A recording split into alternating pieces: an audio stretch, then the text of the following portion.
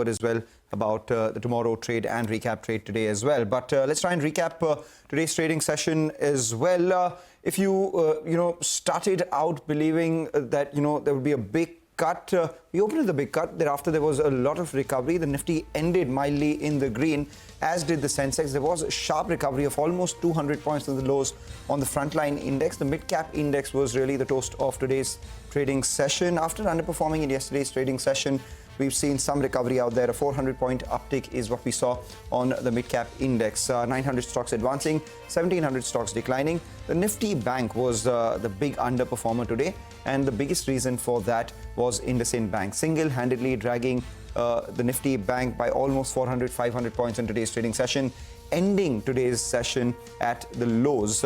Sold off at open, kept selling off through the day and ended at the low point up until 3 p.m. The delivery-based selling on IndusInd Bank in excess of 2,200 crores as well. 27% lower on IndusInd Bank. That was clearly the stock of the day on the downside by miles. Infosys ended lower as well. Bajaj Finserv and M&M were a couple of notable losers. But the top gainer today was the top loser from yesterday. Trent up 4% today. BPCL did well. Pharma, ICICI Bank and Shriram Finance, along with, say, something like a Hero Motocorps or Bharti Airtel and BEL. Good day given the circumstances. And even better day for the mid-cap index, Mangalam. You had more number of stocks declining than advancing, but par for the course, because you had the mid-cap index that was up close to around 0.8%. No, I haven't got that wrong.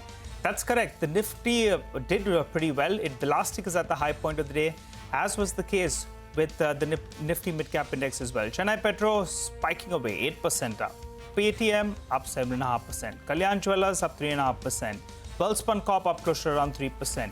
GMR Airports as well did very, very well. On the flip side, some stocks didn't do well. Ola Electric continues its losing ways, was down 5%. HCC was down close to around 3% or thereabouts. But the end of the trading session, well, it was a very, very resilient and good performance for the Indian markets. We recovered from the day's low and ended at the high point of the day. On that note, though, we'll wrap up on this edition of Closing Bell. Markets Forward comes up next. Stay with us.